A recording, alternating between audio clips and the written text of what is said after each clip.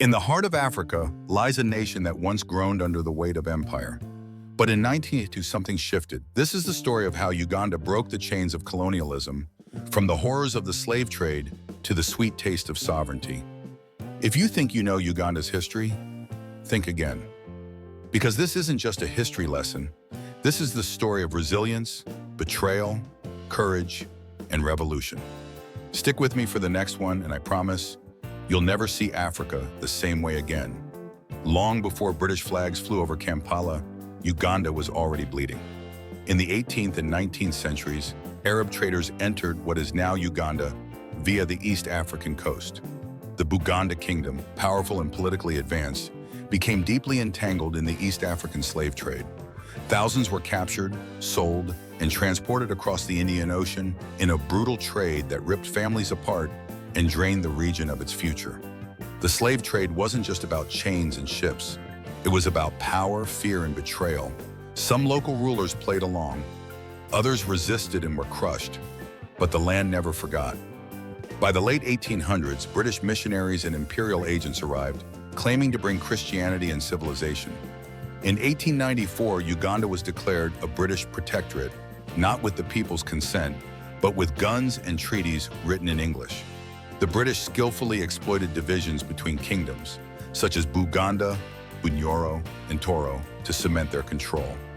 You weren't a citizen, you were a subject. You worked, paid tax, and bowed to a queen you never met. The British took Uganda's wealth and gave back silence. They introduced cash crops, especially cotton, turning Ugandans into forced laborers on their land. You weren't a citizen, you were a subject.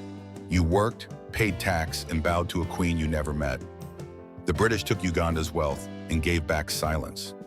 Ugandans began to resist, quietly at first, through churches, schools, and whispers in the night.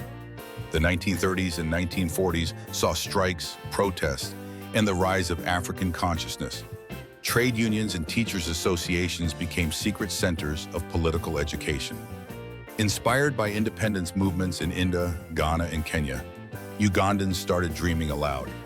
What if we ruled ourselves in the bars, in the markets, in the hills and valleys? The word uhuru, freedom, began to echo louder. Who first dreamed of an independent Uganda? It only takes one voice to start a revolution. The first serious voices for independence emerged in the 1940s. Men like Ignatius Musazi, founder of the Uganda National Congress, UNC, in 1952, began organizing politically. Benedicto Kiwanuka, a lawyer and devout Catholic, became the first prime minister of Uganda in 1961 under British supervision. But there was tension. The Buganda kingdom, led by Kabaka Mutesa II, wanted autonomy, not a united Uganda. Enter Apollo Milton Obote, a powerful speaker from northern Uganda and the leader of the Uganda People's Congress, UPC. His vision? A united, sovereign Uganda. Obote didn't just want independence. He wanted to shape the nation from scratch. He wanted Uganda to walk tall on the African continent. By the late 1950s, Britain was weakening under pressure from African nationalists and international criticism of colonialism. Elections were held. Deals were made in London. Kabaka Mutesa, Obote, and other leaders sat across from British officials, negotiating Uganda's future. The internal alliance between Obote's UPC and the Buganda Kingdom led to a delicate power-sharing deal. On October 9, 1962, Uganda was declared independent with Obote as prime minister and Mutesa as ceremonial president.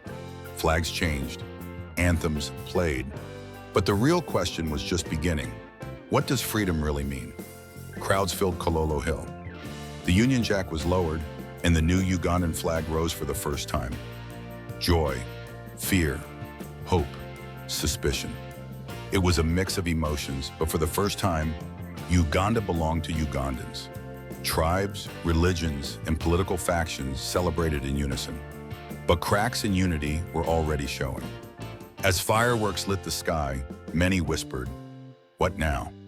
Obote's rule would soon descend into authoritarianism, followed by Idi Amin's brutal dictatorship, 1971 to 1979. But the spirit of 1962 never died. Today, October 9th, is Uganda's Independence Day, celebrated across the nation. Uganda's journey remains complex, inspiring, and unfinished, a story that reflects the soul of Africa itself. Freedom is not a destination, it is a journey, and Uganda is still walking.